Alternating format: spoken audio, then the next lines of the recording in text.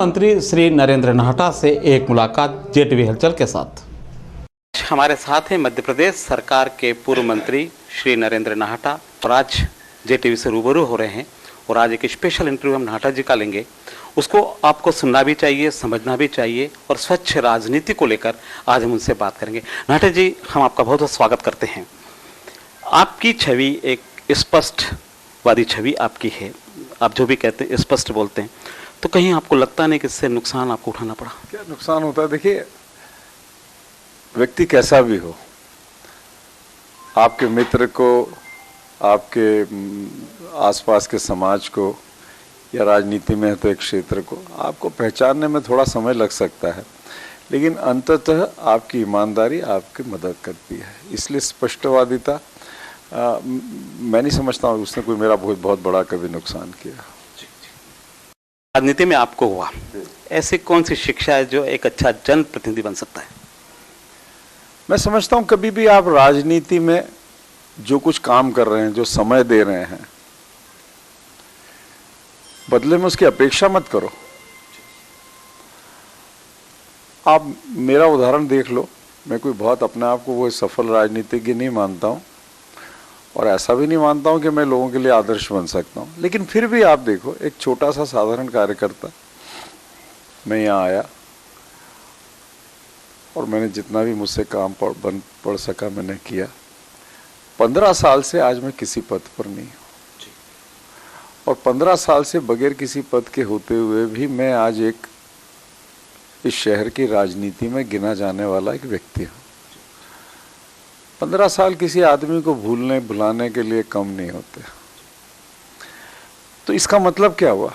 इसका मतलब ये हुआ कि राजनीति में अगर आप ईमानदारी से काम करते हैं, समर्पण से काम करते हैं, आपकी सोच में नैतिकता है, तो आप पसंद किए जाएंगे।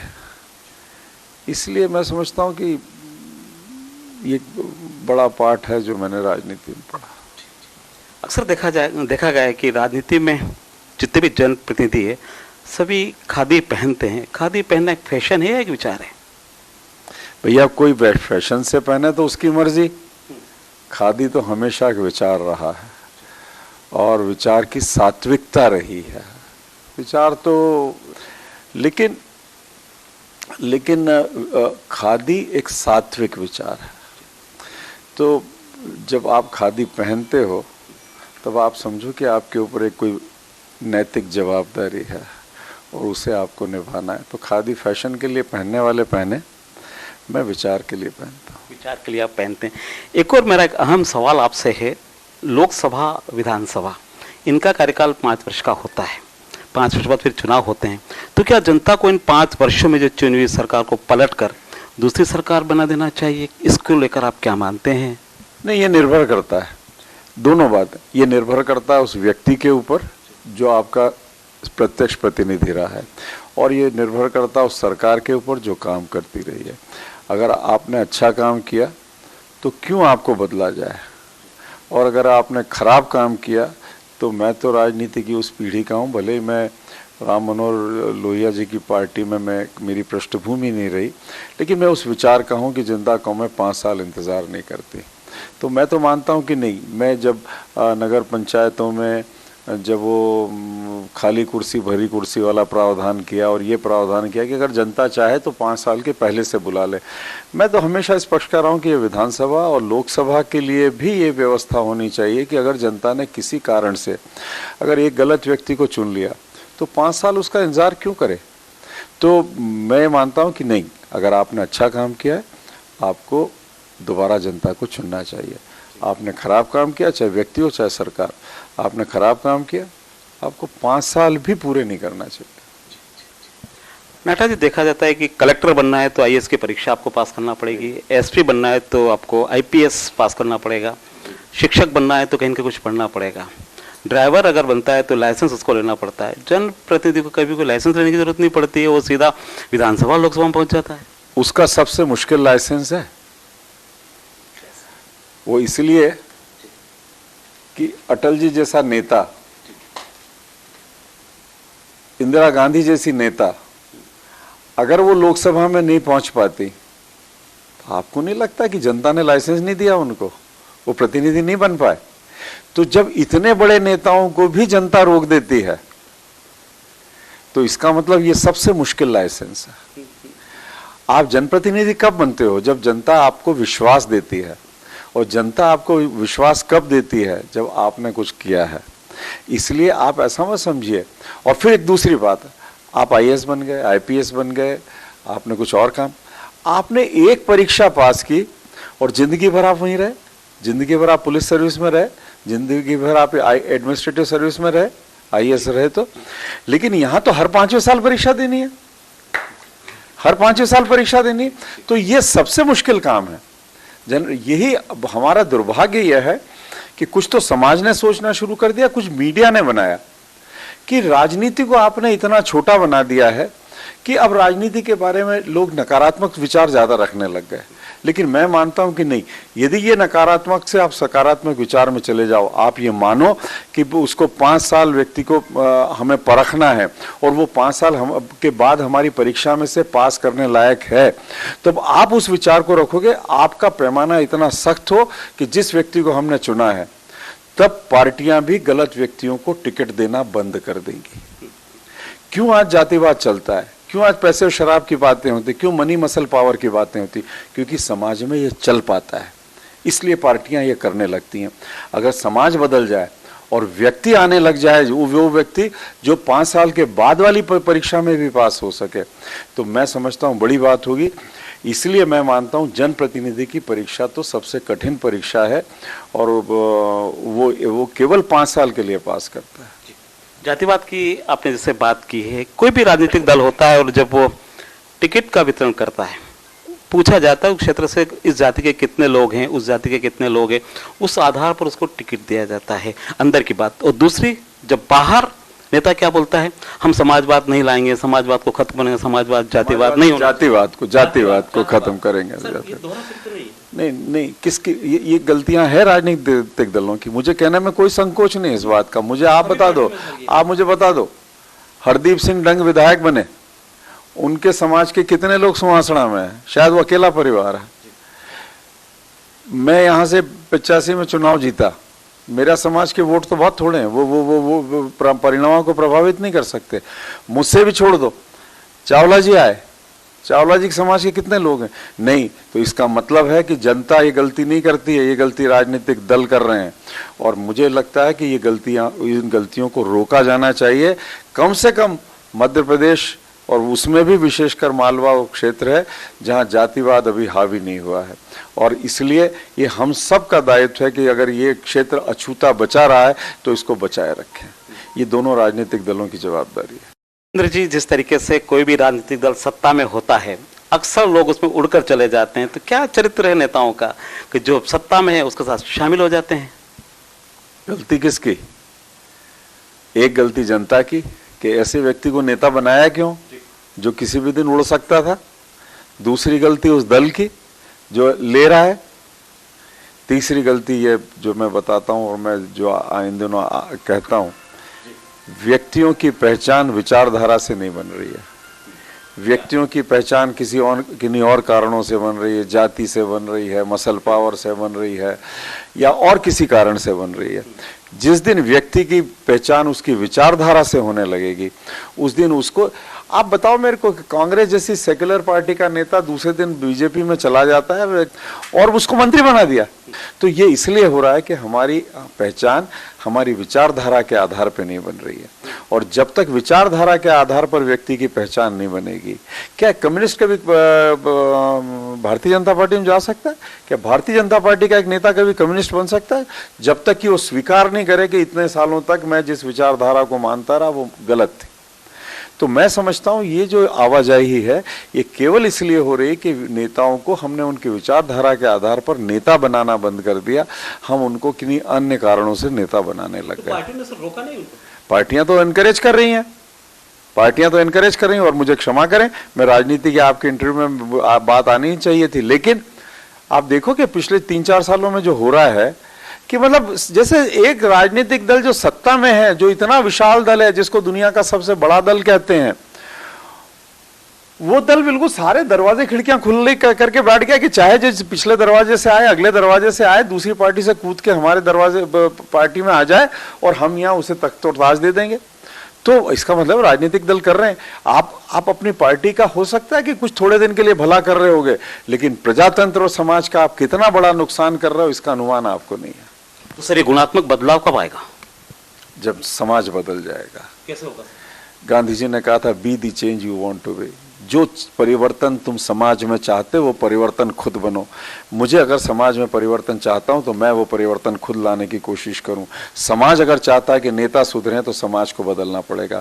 समाज को सोचना पड़ेगा कि जातियों के आधार पर, व्यक्तियों के आधार पर, किसी और लालच के आधार पर हमें ये सब नहीं करना पड़ेगा। हम ये व्यक्ति को नेता नहीं बनाएंगे। समाज को करना पड़ेगा कि वो सवाल करना शुरू करे। समाज सवाल करना शुरू करे कि आप नेता से पूछना शुरू करे कि आपने गलती क्यों की है। पार्टी में आ गए, बताओ इसका कारण क्या है।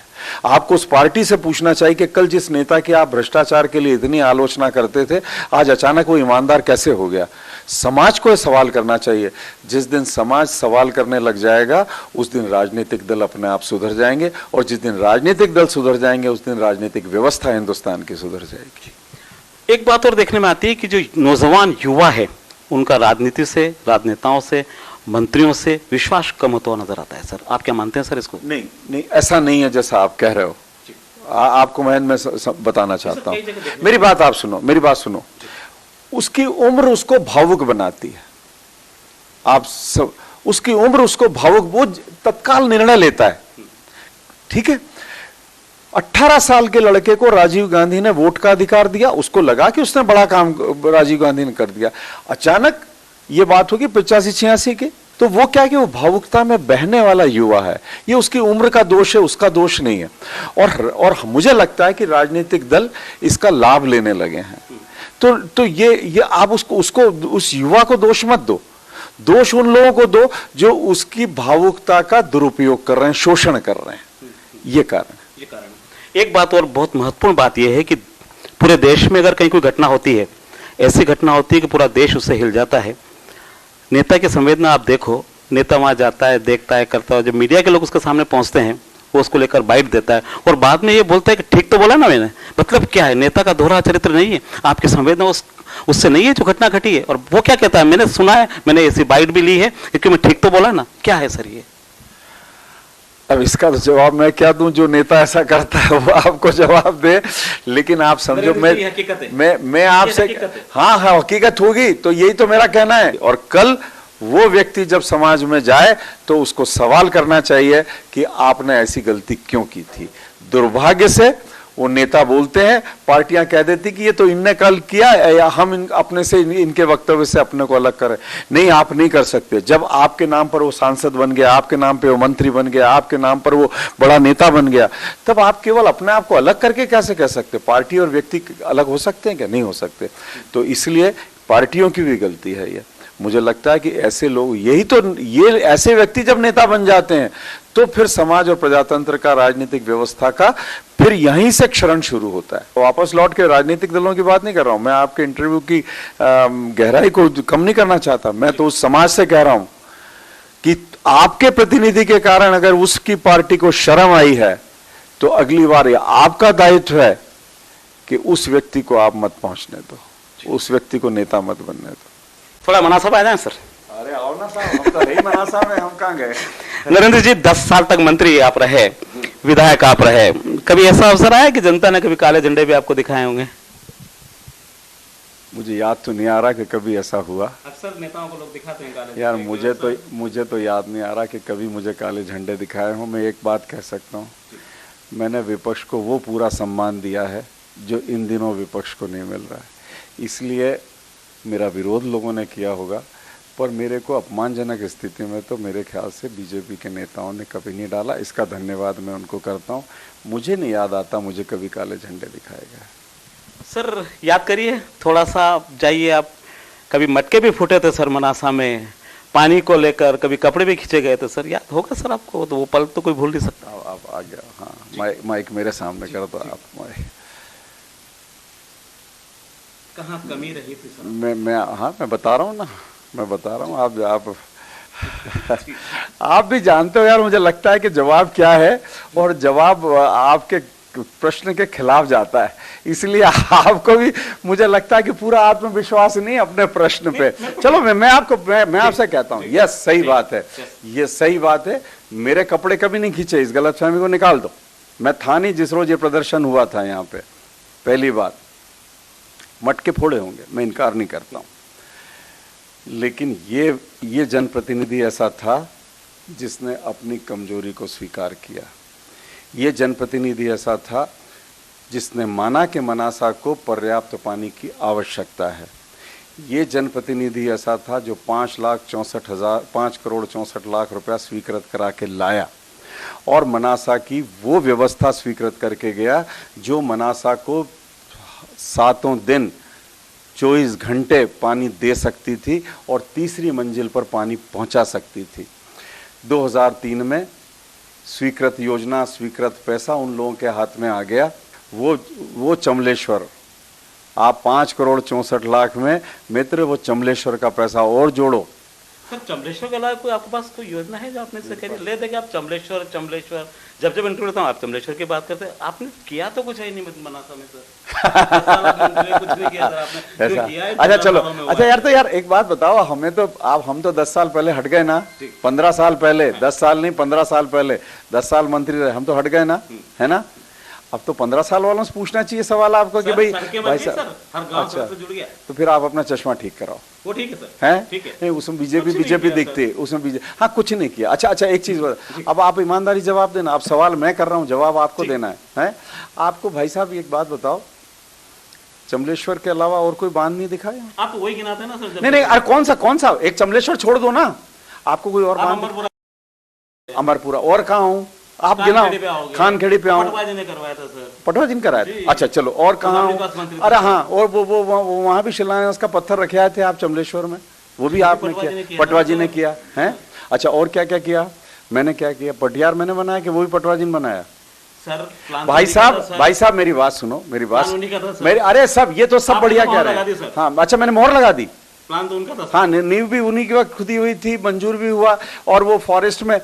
अब मेरे सवालों का आप जवाब देना, मेरे सवालों का आप जवाब देना। अगर ये इतना आसान था कि चमलेश्वर, पटियार और अमरपुरा तीनों के तीनों फॉरेस्ट लैंड डूब में जा रही थी, फॉरेस्ट एरिया बन रहे थे, ये तो सही है। अगर वो लोग इतने कॉम्पिटेंट लोग थे, इतने योग्य लोग थे, तो रामपुरा से गांधी सागर की सड़क फॉरेस्ट के नाम पे आपने कितने साल तक नहीं बनने दी? और आखिर सुप्रीम कोर्ट के आदेश से वो सड़क बनी है, सरकार के आदेश से नहीं बनी। नंबर 1, खानखेड़ी आप कहते हो कि पटवा जी ने बनाई है ना? मैं आपसे सवाल करता हूं कि अगर वो पटवा जी की दी हुई योजना थी और पटवा जी की बनाई हुई योजना थी, तो फिर यहाँ के जनप्रतिनिधियों को और यहाँ की सरकार को, क्योंकि पटवा जी ने खानखेड़ी बनाई हो या नहीं बनाई हो, लेकिन पटवा जी ने शिवराज सिंह जी को जरूर बनाया है। और मैं स्वीकार करता हूं, एक कांग्रेस का कार्यकर्ता, कि पटवा जी इस प्रदेश के बड़े नेता रहे हैं, भले ही पार्टी उनकी कोई रही हो, मैं स्वीकार करता हूं। इतने बड़े नेता ने खानखेड़ी योजना दी, आपने 14 साल तक ट्रांसफार्मर लगाने में लग गए आपको। वो ट्रांसफार्मर जो लगा हुआ था उठा के ले गए आप, 1 महीने का बिजली का बिल नहीं होने से आपने कनेक्शन काट दिया। 14 साल में आप मुझे बता दो कितने करोड़ों का अनाज किसान पैदा करता। अगर वो, आप ऐसा मत कहो, आप मेरे वाटरशेड को याद करो, आज भी जिन्हें ग्राउंड वाटर लेवल बढ़ाया है। आप एक एक चीज को याद करो। वो जिस सबसे पहली नीमच गांधी सागर की जो सड़क थी, वो 2003 में मैं शिलान्यास करके गया था। मैं नहीं गिनाता हूं, मैं नहीं फर्क पड़ता, हम सब मनासा की क्षेत्र की जनता के लिए काम कर रहे हैं, हम सब क्षेत्र की जनता के लिए काम कर रहे हैं। अगर पटवा जी से उनको प्रेम था और अगर पटवा जी ने वो बनाई खानखेड़ी, तो मैं पूछता हूं कि पटवा जी ने सार्वजनिक मीटिंग में भाषण में कहा था नहीं कि शिवराज, मेरी बड़ी इच्छा है कि कालियाखोह डैम बन जाए? जी, फिर बना? चल रहा है सर, प्रोसेस में है। नहीं बन गया, आपको जानकारी नहीं है। अरे वो बन गया। अब तो वो तो उससे काम नहीं चल रहा है, इसलिए अब कह रहे हैं। और प्रोसेस में 15 साल लगते हैं, हम तो 10 साल में बना के चले गए, और आपको 15 साल में आपकी प्रोसेस शुरू हो रही है, और फिर भी आप मुझसे सवाल कर रहे हो। कहीं मित्र में आप मानो, मेरा चश्मा आप चेक कराओ, आपके चश्मे में कोई फर्क जरूर है। चलिए नाहटा जी, आपका इतना लंबा सफर राजनीति का रहा, कोई यादगार पल ऐसा है जिसमें मुख्यमंत्री हैं थे, आप थे, कैबिनेट के मंत्री थे, ऐसा कोई यादगार पल? बहुत यार, एक ऐसा कुछ बताओ जो हमको नहीं पता है। बहुत। देखो यहाँ भी एक बात, एक नहीं बहुत सारे। पटवा जी का जन्मदिन, मुख्यमंत्री अरुण जेटली जी, सरकार हमारी, और छोटा सा ये कांग्रेस का कार्यकर्ता भी था। पटवा जी के घर पे दूसरा कार्यक्रम हुआ, उनकी माता जी का कोई कार्यक्रम था। हमारा मुख्यमंत्री, ये छोटा सा कांग्रेस का कार्यकर्ता, और सुंदरलाल जी पटवा थे या नहीं थे। खानखेड़ी उद्वहन सिंचाई योजना का मनासा में शिलान्यास, पटवा जी, दिग्विजय सिंह जी और नरेंद्र नाहटा थे कि नहीं थे? बहुत क्षण थे। लेकिन अंतिम सवाल आपसे है, 1985 में आपने पहला विधानसभा का चुनाव लड़ा, आपने कभी सोचा भी नहीं था कि मैं राजनीति में आऊंगा? मैं ये जानना चाहता हूं कि सबसे पहला फोन आपके पास किसका आया था कि नरेंद्र चुनाव लड़ना है? आपके सारे इंटरव्यू का सबसे मुश्किल सवाल है। हाँ, मैं बताऊं आपको, फोन तो नहीं, लेकिन दिल्ली में स्वर्गीय माधवराव जी गाड़ी में जा रहे थे, और मेरा छोटा भाई वीरेंद्र नाहटा और घनश्याम मुंदड़ा जी, और एक बत्ती, लाल बत्ती पे माधवराव जी की गाड़ी रुकी, और वहाँ उनने देखा कि वीरेंद्र खड़ा हुआ है। तो माधवराव जी ने उसको आवाज़ दे के बुलाया और कहा कि नरेंद्र से कहना मनासा से चुनाव लड़ना है। ये मेरा पहला संदेश था।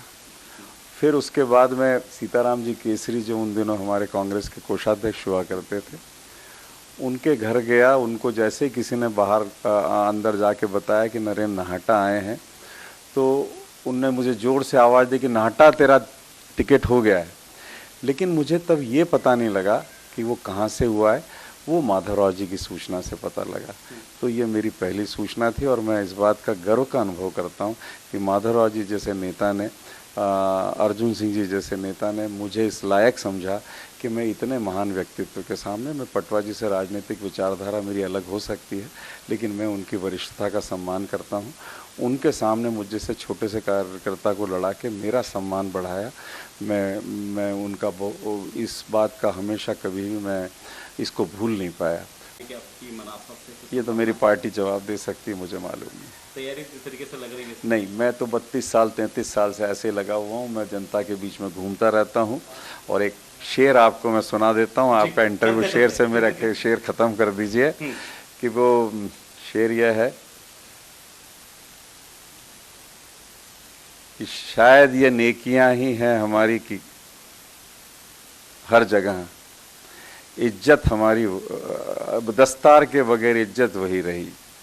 ये हमारी शायद नेकियां हैं कि दस्तार मतलब सर का ताज, सर की पगड़ी। मेरे पास कोई कुर्सी नहीं थी, पर ये शायद ये नेकियां ही है कि हर जगह दस्तार के बगैर इज्जत वही रही। और मैं सर झुका के चल रहा था, मगर मेरे मुखालफिनों में दहशत वही रही। तो मैं तो भैया सर झुका के चलता हूँ। अब कोई लोग मुझसे डरते हों और उसके मतलब निकालते हों तो वो निकालते रहें, और लेकिन मैं खुश हूँ कि 15 साल से मेरे पास कोई ताज नहीं है, पर जनता का प्रेम और स्नेह मेरे पास है। ये मेरी सबसे बड़ी पूंजी है। एक चार पंक्ति में भी आपको सुना दूं। ये वंदन की धरती है, ये अभिनंदन की धरती है, ये अर्पण की भूमि है, ये तर्पण की भूमि है। हर नदी नदी यहाँ पर गंगा है, हर कंकड़ में शंकर है। गंगा में जब अपनी अस्थियां बहेगी, कान लगा कर सुनना, एक ही आवाज आएगी, भारत माता की जय। बिल्कुल, बहुत बहुत धन्यवाद नाहटा जी। बहुत धन्यवाद। लेकिन एक बात कह दूं कि ये भारत माता की जय का नारा भी मेरी पार्टी ने दिया था, जिसको आप सबने स्वीकार कर लिया। धन्यवाद।